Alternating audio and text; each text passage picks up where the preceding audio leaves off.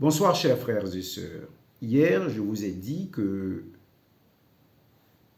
la grosse dette de la Côte d'Ivoire est en réalité un grand braquage de la Côte d'Ivoire par Alassane Ouattara et ses amis occidentaux.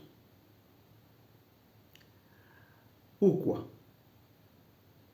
Parce que les Occidentaux, que ce soit l'Union européenne, que ce soit la France, ne prêtent jamais de l'argent aux pays africains. Jamais. Ils prennent l'argent dans les pays africains, ils font une sorte de blanchiment en les envoyant à l'étranger et l'argent retourne en Côte d'Ivoire et en Afrique comme si cet argent venait d'eux. Alors je vais vous donner un exemple précis pour que vous puissiez comprendre ce blanchiment d'argent de Ouattara en Côte d'Ivoire en allant prendre une dette aussi énorme. Cette dette, en fait, c'est l'argent qu'ils ont volé à la Côte d'Ivoire. Alors, partons de la colonisation. Le 4 septembre 1932, la Haute-Volta est une colonie française qui sera dissoute. Le 4 septembre 1932. Les frontières de la Haute-Volta seront restaurées le 5 septembre 1947. Qu'est-ce qui s'est passé en Occident entre 1932 et 1947? Si vous comprenez cela, vous comprenez pourquoi la Haute-Volta a été dissoute. Ils nous ont dit que c'était un pays pauvre qui n'arrivait pas donc à s'autosuffire. Voilà pourquoi cette colonie a été dissoute. Mais justement, dans ce qu'ils disent se trouve aussi la réponse à ce braquage de la Côte d'Ivoire. Pourquoi? Parce qu'ils n'envoient jamais l'argent de l'extérieur. Une colonie en difficulté, si vous dites que vous avez toujours aidé les colonies à avancer, à évoluer, à se développer, pourquoi vous dissolvez cette colonie au lieu de lui envoyer de l'argent pour l'aider? C'est là que vous devez comprendre tout ce blanchiment d'argent autour des dettes des pays africains et surtout de la Côte d'Ivoire. 1932 vient après la crise de 1929 aux États-Unis et précède la guerre de 1939-1945. Lorsqu'il y a eu la crise de 1929 aux États-Unis d'Amérique, d'abord, ce sont les Américains qui ont subi tout de suite la crise. Et elle s'est faite ressentir 2 ans après en France, en Europe. En 1931, en France, on n'avait plus à manger. Il n'y avait plus la nourriture en 1931.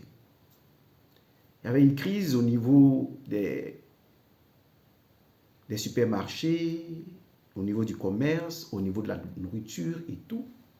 Et c'est en ce moment-là que le Front National de Le Pen a gagné du terrain en France. La gauche s'est réunie pour soutenir le Front National. Mais en même temps, en Allemagne, le président allemand a nommé Hitler chancelier. Ce n'était pas en fait une élection, comme on le dit très souvent, les paysans ont voté Hitler. En fait, c'était une nomination d'Hitler, un arrangement politique entre le président et Hitler qui gagnait du terrain auprès des milieux extrémistes. Alors, qu'est-ce que cela veut dire? Cela veut dire qu'en 1931, ils avaient faim. Alors, il fallait prendre beaucoup plus d'argent des colonies pour s'aider. C'est ainsi qu'ils ont dissous la Haute-Volta. Et la Haute-Volta a été divisée en 3. Et la main-d'œuvre venant de la Côte d'Ivoire, plutôt de la Haute-Volta, était dirigée surtout vers la Côte d'Ivoire pour pouvoir aider la France. Le Soudan français, tout cela aidait la France à évoluer. Le Niger aidait la France à évoluer. Parce que la Haute-Volta a été divisée en trois. Entre le Niger, le Soudan français, le Mali actuel et la Côte d'Ivoire. Donc ça veut dire que l'AES déjà soutenait, les pays de l'AES soutenaient la France. Il fallait ces pays-là pour construire la France. Il fallait la Côte d'Ivoire pour construire la France. Donc l'argent ne venait pas d'eux. L'argent n'est jamais venu d'eux. Ce sont les pays africains qui ont toujours donné de l'argent à la France.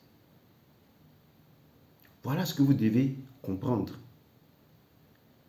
Alors, quand on vient parler de la dette de la Côte d'Ivoire, la Digba dette, comme l'a dit le président Laurent Gbagbo, il faut comprendre que l'économiste Ouattara utilise la même procédure que ce qui a été dénoncé par un journal ivoirien, Alassane vend et rachète, lors de la privatisation.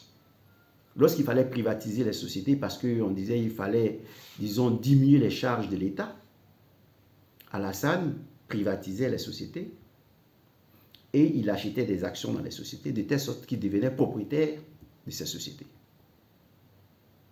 Voilà comment ça se passait. Comme Ben Soumaoro dit, lorsqu'il est venu s'installer, ils ont créé une société pour les meubles et tous les ministres étaient obligés d'aller acheter les meubles dans ces sociétés pour les remettre à Ouattara et pour meubler eux-mêmes leur propre domicile, leur propre maison. Donc, une société où Ouattara engrange de l'argent. L'argent de l'État passe là et ça va dans sa poche. Vous voyez le principe, non? Il arrive, il veut meubler son château savoyard, il crée une société où on vend les meubles, et ainsi toutes les autres sociétés qui vendent les meubles ne sont pas compétitives, ne peuvent plus être compétitives, puisque on donne l'ordre au ministre d'aller s'approvisionner dans ces sociétés. Vous voyez, c'est la même méthode de Alassane vend et rachète. Alors, on en vient maintenant à la technique avec la Digba dette. Alors, je vais vous faire voir une vidéo d'Alassane Ouattara qui s'incrimine lui-même. Mais ayant su qu'il allait trop loin, les moteurs de recherche sont en train d'effacer cette vidéo. C'est le nouvel an de Ouattara en 2013. Le nouvel an. Vous devez enregistrer cette vidéo parce que ils nous font croire aujourd'hui que c'est le président Laurent Gbagbo qui dit cette phrase. Comme si Alassane Ouattara ne l'avait jamais dite. Vous vous souvenez de cette phrase où Ouattara disait qu'il aurait rendu la Côte d'Ivoire ingouvernable? On ne voit plus vraiment les traces. C'est les journaux qui en parlent. Alors, prenez le temps d'enregistrer le discours de l'an 2013, de l'an 2013, excusez-moi. Prenez le temps d'enregistrer ce discours parce que ce discours est en train d'être effacé dans le moteur de recherche. Voilà ce que Ouattara a dit et qu'il incrimine au niveau de la dette, de la Digba dette. Écoutez-le. Écoulé, l'adoption du programme national d'investissement agricole a tracé les grandes étapes vers l'autosuffisance dans ce domaine. Un accent particulier sera mis sur les cultures vivrières, notamment le riz, avec l'augmentation de la production nationale. Cela est à notre portée et nous permettra d'assurer la sécurité alimentaire tout en réduisant le coût des denrées alimentaires et en créant des milliers d'emplois durables. Mes chers compatriotes, chers frères, chères sœurs, la Côte d'Ivoire est au travail. Notre pays est aujourd'hui un vaste chantier. Routes, autoroutes, ponts, hôpitaux, écoles, infrastructures diverses voient le jour et sont visibles de tous. Demain, ils seront au service de chacun d'entre nous. Et pourtant, j'entends dire que l'argent ne circule pas. Sachez cependant que l'argent travaille. Et c'est grâce à cet argent qui est au travail que chaque jour, la construction d'un pont progresse, qu'un grand axe routier voit le jour, que pour la première fois depuis notre indépendance, une ville comme Doropo, dans le Zanzan, a de l'eau courante. Alors ici, Ouattara s'écrimine pourquoi? Parce que les gens se lamentent du fait que l'argent ne circule pas en Côte d'Ivoire. L'argent ne circule pas. On se lamente et il vous dit, l'argent travaille. L'argent ne circule pas parce que l'argent travaille. Si l'argent travaille, il n'est plus en Côte d'Ivoire. Parce que s'il travaillait en Côte d'Ivoire, il aurait circulé. L'argent aurait circulé en Côte d'Ivoire. S'il travaillait en Côte d'Ivoire, c'est que l'argent travaillait en Europe. Donc, quand Ouattara le disait en 2013, c'est-à-dire tout le budget de la Côte d'Ivoire, tout cet argent est en Europe. Alors, qu'est-ce qu'on fait? C'est les mêmes méthodes que Ouattara a eu à pratiquer. Il achète des actions, aussi bien la bourse des valeurs. Il y a des traders qui accompagnent cela, ce sont les traders qui sont devenus premiers ministres et autres. Mais aussi, ils achètent des actions dans les sociétés européennes et ils en créent. Ils en créent. Ils créent des sociétés où ils sont à travers des prêts non majoritaires. Alors, qu'est-ce qui va se passer par la suite? L'argent va revenir en Côte d'Ivoire à travers des dettes. 100 milliards pour du maïs, 50 milliards pour choses. Ce ne sont pas les sociétés qui nous donnent cet argent. Ce sont les sociétés d'Alassane Ouattara où leur groupe est actionnaire, des Patrick Hachi et tout ça. Vous avez entendu parler de Pandora Papers. Toutes ces sociétés-là où ils ont mis l'argent de la Côte d'Ivoire.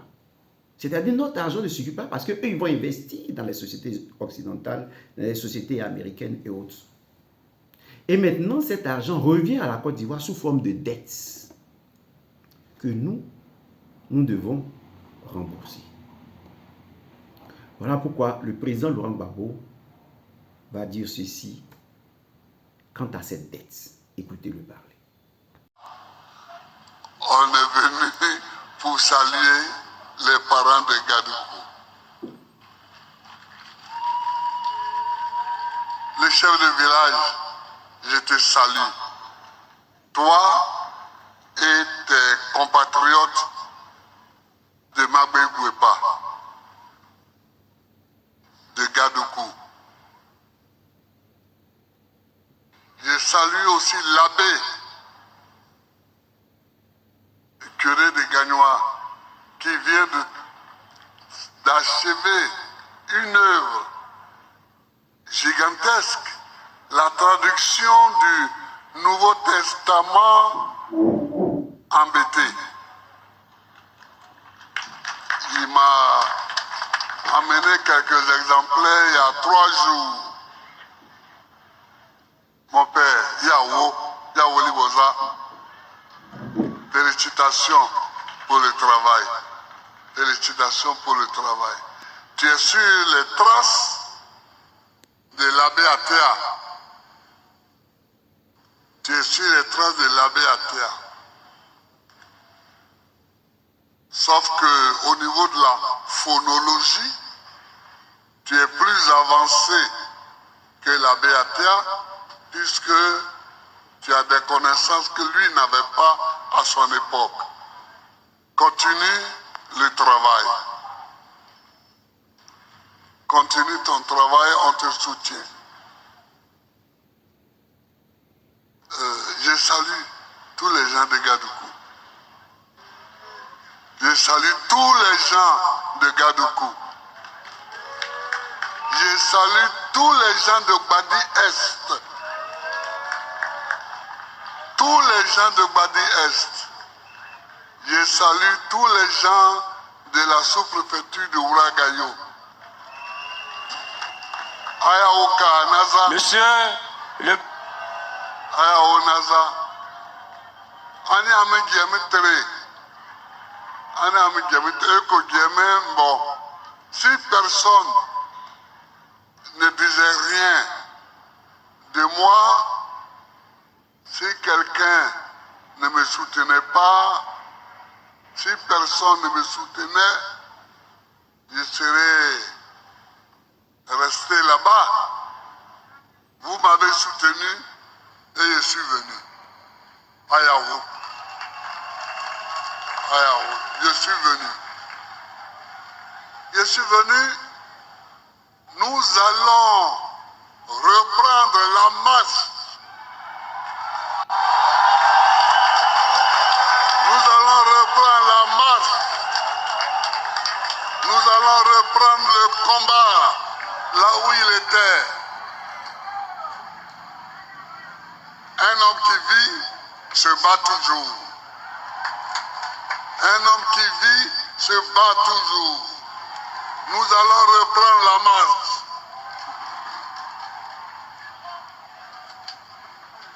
On ne peut pas laisser un pays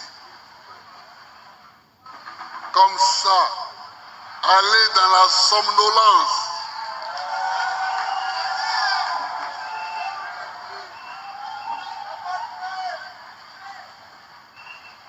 On dit que l'argent ne circule pas parce qu'il travaille. Mais moi, je vais le faire travailler. Je vais le faire circuler.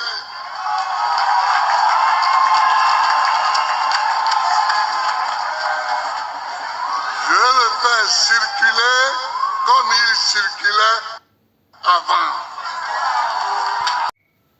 Et il est à l'œuvre. Pendant que Téné Birahima Ouattara est en train de chercher à être le président d'un État terreau, parce qu'il est en train de combattre l'armée, c'est-à-dire l'armée des républicains. Voilà des militaires qui jurent de défendre le drapeau ivoirien et ils se retrouvent en train de défendre un parti politique, le RHDP. Vous voyez, ils sont en train de défendre un parti politique, le RHDP, où la présidente du Sénat a déjà pris le temps de préparer ses bagages et le bagage des élus, parce qu'elle a signé un contrat avec un hôpital et une compagnie aérienne. Donc, la guerre qu'ils sont en train de commencer contre l'AES va commencer d'abord en Côte d'Ivoire et aller à l'AES, puisqu'il faut éliminer tous les militaires qui ne veulent pas aller combattre l'AES. Et ils vont s'aimer le chaos et ils vont prendre le temps de fuir et d'aller en Europe. Vous voyez?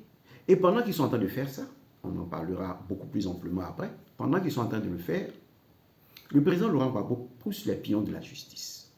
C'est ce que vous devez comprendre. Et c'est ce que le président Gbagbo vous dit ici.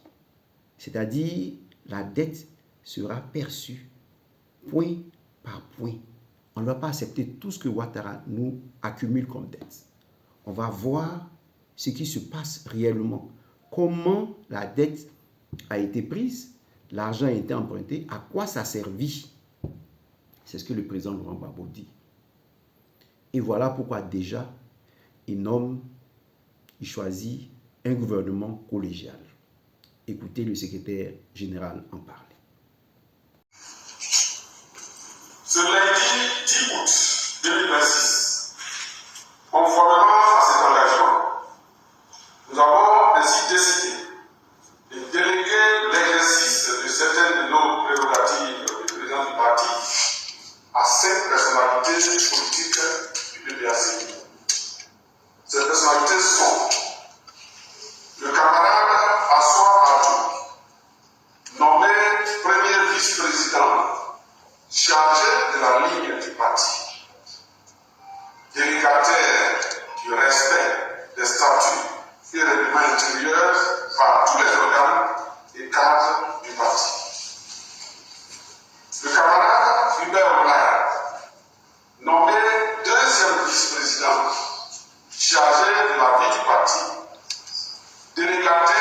de la présidence des réunions du comité central.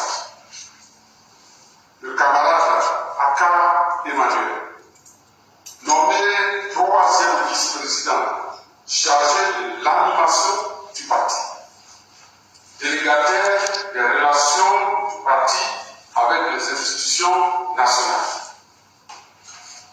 Le camarade Justin Poné Katina, nommé quatrième vice-président chargé de la politique générale du parti, délégataire du programme de gouvernement. Le camarade Dano Djedje Sébastien, nommé président du Conseil stratégique et politique et délégataire de la direction générale et de la supervision du parti. Ce choix de répartir ainsi l'exercice de certaines de nos prérogatives entre ces 5 responsables traduit notre volonté de promouvoir une direction davantage collégiale, fondée sur la complémentarité des responsabilités et de l'unité dans l'action. Il témoigne également d'une conviction forte. La force du parti ne saurait résider dans un homme seul, mais dans la capacité de ses responsables et de ses militants à travailler ensemble au service du même projet.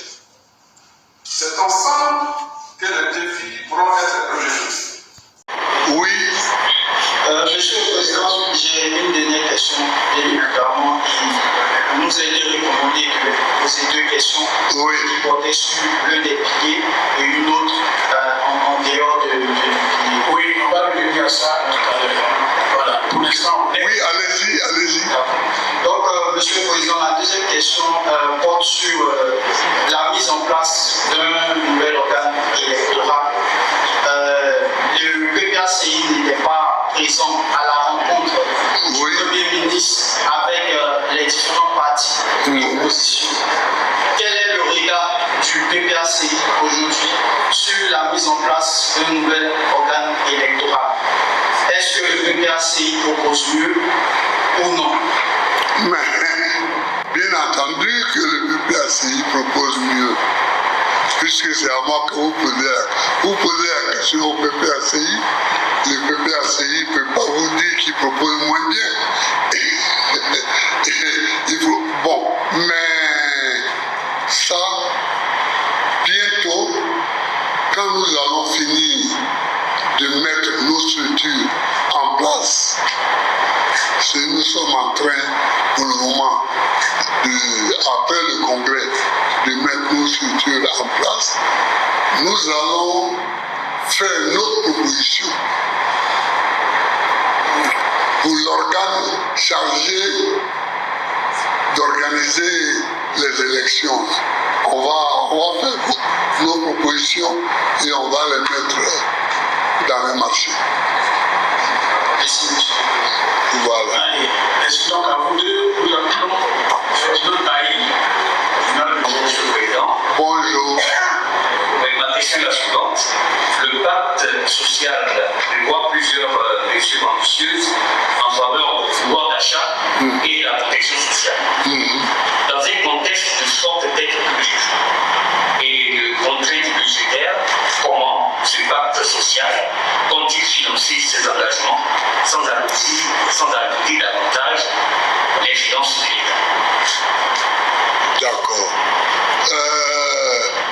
Je vous ai compris, mais le problème de la dette, c'est justement là le problème. Et si nous faisons une critique dure au pouvoir actuel, c'est sur ça. Écoutez un peu la campagne électorale de 2010. Parce que quand nous sommes arrivés au pouvoir, quand moi je suis arrivé au pouvoir en 2000, j'ai trouvé une dette de 6 000 milliards. 6 000 milliards. Fabré comme ministre de l'économie et des finances, parce que Mamadou Koulibaly est resté peu de temps là, il est vite parti comme président de l'Assemblée nationale. Donc nous avons fait le budget sécurisé pour nous appesantir sur ce que nous avions. Le budget sécurisé, c'est ça. C'est-à-dire ce que la Côte d'Ivoire gagne. C'est sur ça qu'on doit s'appuyer pour faire les dépenses publiques.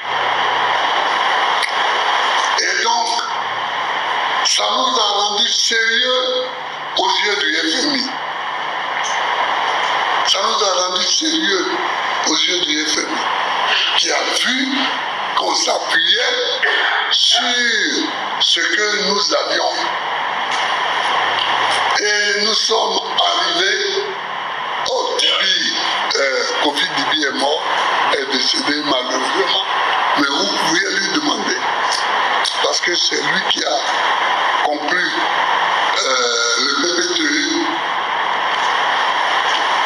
On a laissé au moment où on m'arrêtait 2000 milliards de dettes, alors que nous avions trouvé 6 000 milliards. Vous comprenez? Nous avions laissé 2000 milliards seulement. Ça, c'était... On a été applaudi par le FMI. Alors, on a fait des appels à candidature, au lieu de prendre des copains et des coquins. Hein? On a fait des appels à candidature. Mais aujourd'hui, nous avons 33 000 milliards de dettes extérieures. Et nous ne savons même pas ce qu'on a fait avec. Et nous ne savons pas ce qu'on a fait avec. Bon, donc, pour celui qui va venir au pouvoir demain, ce sera difficile. Ce sera très difficile, mais ce n'est pas impossible. C'est pas impossible. La gestion des finances publiques, c'est pas impossible. On va rappeler le FMI, la Banque mondiale, on va discuter. On va tomber d'accord sur des sacrifices à faire, sur des sacrifices à ne pas faire. Et puis bon, on va trouver quelque chose. On va trouver. Mais ça va être un cycle de négociations difficiles. C'est le cycle de négociations qui va être difficile. Mais on peut trouver une solution. Mais... Alors apprêtez-vous à rentrer au pays. Vous qui êtes à l'étranger, la diaspora, vous allez rentrer nombreux au pays. Apprêtez-vous à défendre, à reprendre vos terres. Mettez tous vos documents de côté. Parce que comme l'a dit le président Laurent Gbagbo, l'après Ouattara sera comme l'après Pinochet. Il y aura beaucoup de dossiers de justice. Alors gardez les papiers. Ceux qui veulent fuir pour aller en Côte d'Ivoire, et plutôt pour aller en Occident, qu'ils s'en aillent. Mais ça ne se passera pas comme ils le croient. Voilà. Vous n'allez pas semer le chaos et fuir Dominique Ouattara et son époux et tous ces élus-là fuient pour aller en Europe, en Occident, hôpital américain et puis revenir après. Non, cela ne se passera pas comme ça. Voilà ce que j'avais à vous dire aujourd'hui. Et maintenant, ce soir à 22h30, nous allons parler de la mort du pasteur Jean-Marie Domoro. Et je veux relever ici souvent quelque chose qui fait défaut à nos religieux, à nos guides spirituels. Le fait de couper totalement les ponts avec nos traditions, disons, de se séparer de nos traditions. de ne pas prendre en compte le bagage, toute cette connaissance reçue de nos ancêtres. C'est important. Or, Jésus lui-même, quand il est venu sur terre, il a respecté les lois venues de nos ancêtres. Lorsqu'il a dit, celui qui tue par l'épée meurt par l'épée. Ce n'est pas lui qui rend cette justice. C'est le chérubin détenteur de l'épée, de flamme, cette épée dévorante. C'est lui qui régissait, c'est sous lui que la terre était régie avant l'arrivée de Jésus. Donc il faut tenir compte des lois. Il faut tenir compte de ce que nous avons reçu comme tradition, comme connaissance. Parce que si nous sommes des religieux assimilés, paix à son âme, si nous sommes des religieux assimilés, eh bien, nous risquons de perdre la vie. Parce que nous avons simplement négligé nos sources africaines. Voilà ce que j'avais à dire. Et donc, paix à son âme, mais il faut que vous vous inspiriez, vous inspiriez de ce qui est arrivé à ce pasteur, pour ne pas commettre la même erreur. Pour ne pas commettre la même erreur. Parce que cette erreur, lui-même, il la dévoile. C'est ce que nous allons voir ce soir à 22h30. Parce qu'il faut que la grâce de Jésus-Christ vienne sanctifier nos traditions africaines pour que, comme le disait le prophète Élie, les pères et les fils se réconcilient. C'est important. Il faut que les pères et les fils se réconcilient. Il ne faut pas cracher sur l'héritage reçu de nos pères. C'est important. Vous voyez, il ne faut pas cracher sur l'héritage reçu de nos pères.